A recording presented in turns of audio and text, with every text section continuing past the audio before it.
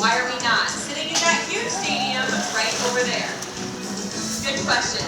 We're proud to have you here for a very special perspective of our Shamu family.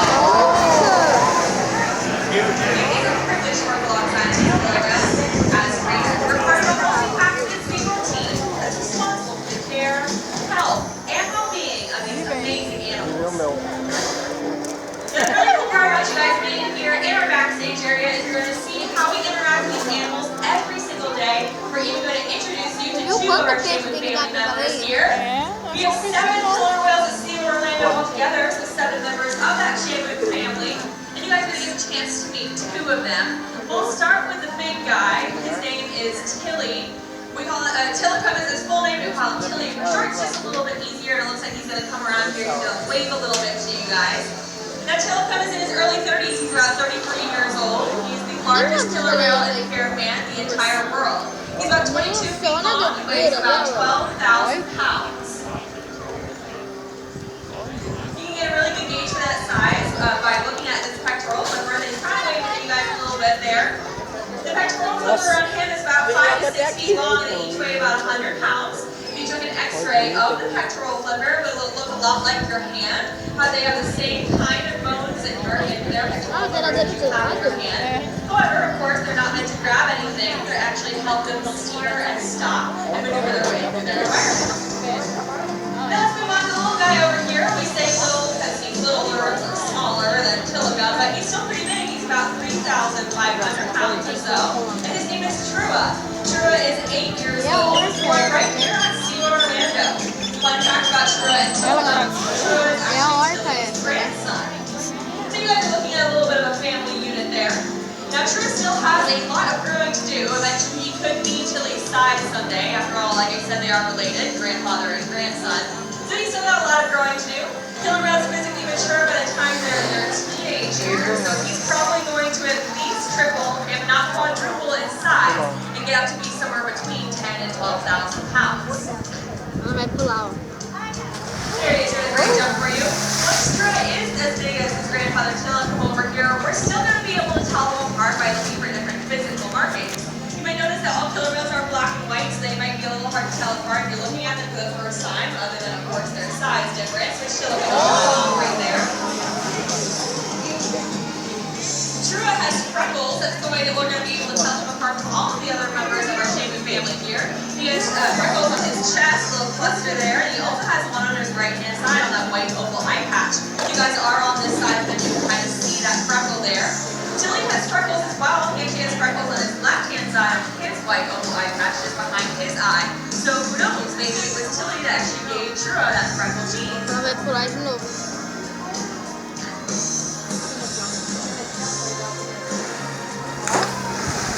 what you guys are looking at right now is called a learning interaction or a learning session.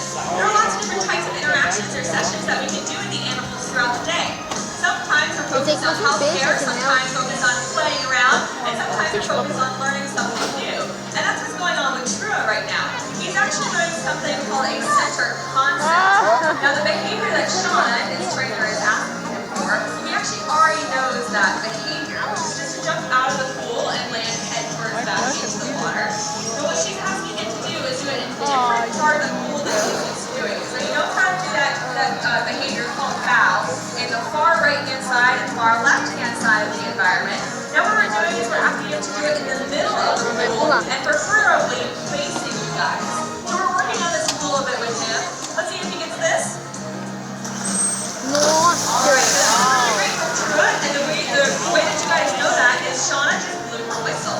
One of the most common questions we get as animal trainers is, what does that whistle around your neck mean? Well, if you want to talk like a trainer, you can call this a bridge, but the bridge or whistle is our way of letting the animals know when they've done something really, really well. Killer whales don't have the exact same type of hearing that you and I do. So instead of saying the words, good boy or good girl or great job, we use the whistles instead, which essentially means the same thing. They have that much better hearing in a higher pitch or a higher register, which is why we use our whistles. When we blow them to let them know when we're very proud of them or when they've done something really well. Now it looks like Tilly's coming over here towards the right-hand side. You guys are going to get a really good view of how big he is. He's going to get right up Alright guys, this is all our time now. Remember he's about 22 feet long, so he's an adult male and it's really big. If you take a look at his dorsal fin and his saddle patch, a lot of people ask us why his dorsal fin is bent over. Well, dorsal fins are like fingerprints for killer whales. Some of them bend, some of them lean, some of them are straight up and down. So they're all like fingerprints. So if you think about it, there's no other human in the world who has your fingerprint. There's no other human in the world who has my fingerprint. And it's the same thing with the dorsal fins and the gray part behind their dorsal fin called saddle patch. So each individual animal has their fingerprint or dorsal fin and saddle patch combination. Looks like Truman's been asking you that behavior again. You're going to notice that one of our trainers, Joe, is actually tossing ice into the water. Those are just kind of like hints or prompts for the animal. And Truman did a really great job. So you notice that Joe threw a couple prompts in there for him. He did a really good job. And Shauna's basically having a little party for him. That's because we're always focused on something called positive reinforcement here at SeaWorld, which is a fancy way of saying positive reward.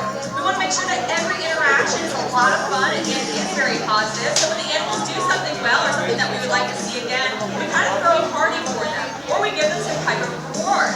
What do you guys think killer whales like to be rewarded with? Fish or food. That's what most people guess. Yes, we can definitely reward them with fish or food. You saw that Trua got a big handful of fish with his trainer Shauna. But we can also do things like this.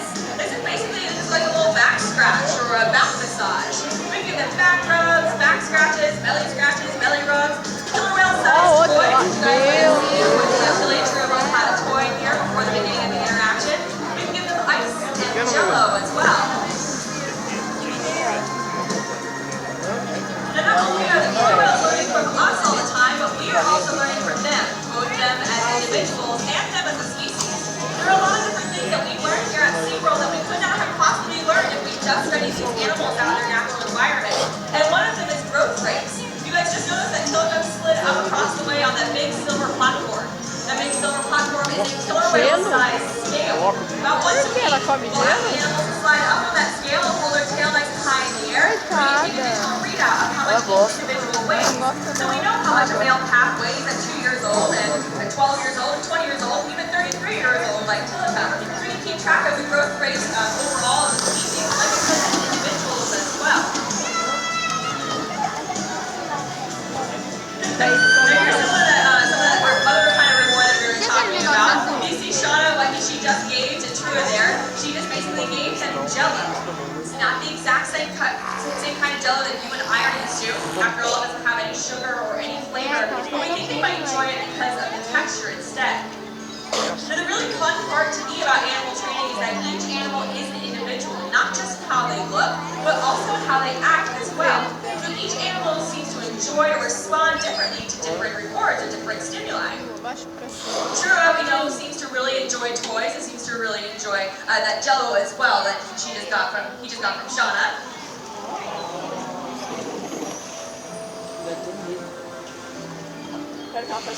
There's Tilica showing off that size and power again. And we talked about the pectoral flippers and how they help them maneuver through the water. It's actually their tail that helps propel them through the water forward. Now a lot of people think it's the downward stroke of the tail that actually propels the animal forward, but it's the upward stroke, which is kind of opposite how most people think. So the dorsal fin down up until the tail is basically a solid muscle. Notice that piece of anatomy on a killer whale is called the peduncle. It's actually so much muscle and they are so powerful that they can propel themselves up and over 30 miles an hour when they really get going. Now we hope you guys enjoyed this opportunity to learn more about killer whales. Remember that killer whales learn through observation, experience, and cooperation, and so do we. So when others see you and me taking care of the environment, like cleaning up trash on the beach, they are inspired to start making positive choices too. Through Shamu, we learn that each of us, by those choices, has the opportunity to create a positive impact on our ocean and on our planet as a whole. If we all join together in cooperation, just like killer whales do, we can work wonders, and the beauty of our oceans will continue to thrive.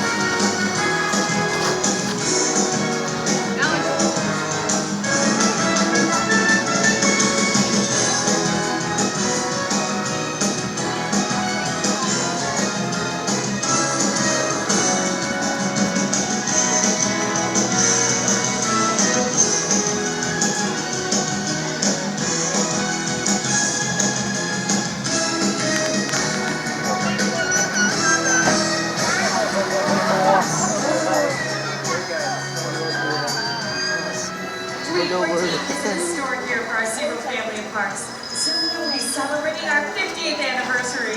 The work being done here at Shamu Stadium is just the heart of what promises to be the most exciting time in SeaWorld's history. We hope you can visit us again soon for the next amazing chapter in the SeaWorld story.